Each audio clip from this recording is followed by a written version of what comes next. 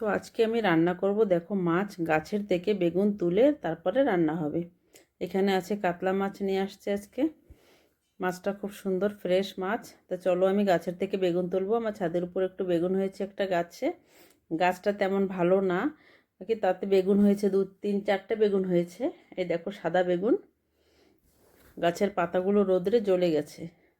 এখানে 3টে বেগুন আমি তুলে নেব। খুব সুন্দর বেগুনগুলো, খেতে ভীষণ ভালো, অনেক টেস্ট লাগে বেগুনগুলো খেতে। তো বেগুন তুলে এসে তারপরে যে মাছ ভাজা বসালাম। যেতটুকু রান্না করব সেই কয় পিস মাছ ভাজা করব, বাকি মাছটা রেখে দেব। তার মাছের জন্য এই যে আলু আর বেগুন দিয়ে আমি মাছটা রান্না করব, গাছের বেগুন দিয়ে আর এই আলু দিয়ে। আলুটাও নতুন আলু, আলুর খোসা উঠাবো না, খোসা নাই একদম, ধরতে গেলে পাতলা খোসা। নতুন আলুর খোসা সমেত ভালো লাগে খেতে। তো আলুটা এখন আমি কেটে নিই লম্বা লম্বা করে, যে এইভাবে কেটে নিলাম আলুটা।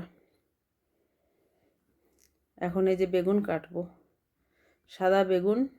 কত সুন্দর সাদা বেগুন, আগে কখনো দেখিনি, প্রথমবার আমার গাছে হয়েছে। আর এখন হনুমানের ভয়তে আমি ঢেকে ঢেকে রেখেছিলাম। হনুমানে ভীষণ উৎপাত করে, সব বেগুন খেয়ে দেয় গাছের।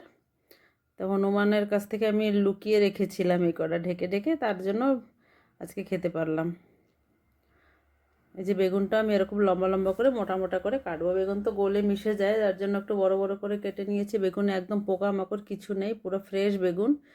ভিতরটাও একটা বিচিও নেই, পুরো সাদা একদম ধবধবে, খুব সুন্দর বেগুন।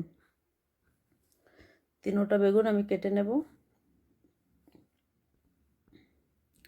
এই 2 দিন আমার ভীষণ শরীর খারাপ ছিল, ভীষণ জ্বর, মাথা ব্যথা ছিল, আমি উঠতেই পারিনি বিছানা থেকে। আজকে একটু ভালো লাগছে। এই যে সকালে উঠে মেয়েকে স্কুলে পাঠিয়ে দিয়ে এখন এই যে আমি রান্না বান্না করছি। এখন 2 দিন ভিডিও করতে পারিনি। মাছের এক পাশ ভাজা হয়ে গেছে, আর একটা পাশ এখন আমি মাছটা উল্টিয়ে দেব।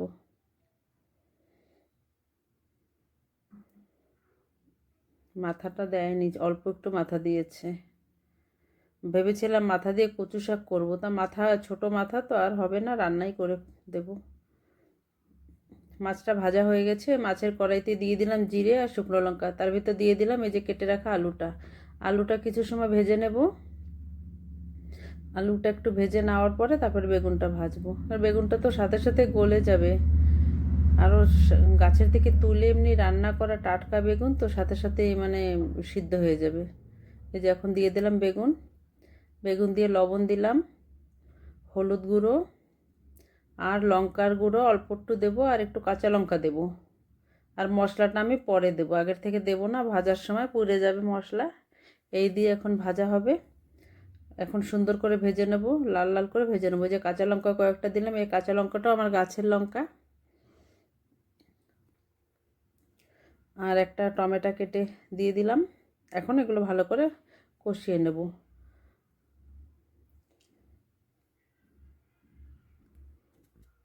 এই যে এখন ধনে জিরের গুঁড়ো 2 চামচ দিয়ে দিলাম, দিয়ে আর একটু সময় ভেজে নেব।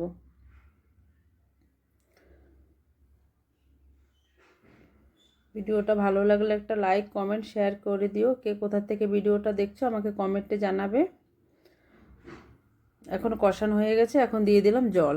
একটু পাতলা ঝোল করব আলু বেগুনে, তো জল একটু বেশি করে দিয়েছি। আমার একটু তরকারির ঝোল খেতে ভীষণ ভালো লাগে, আমি একটু পাতলা ঝোলটাই পছন্দ করি। একটু পাতলাই করব ঝোল।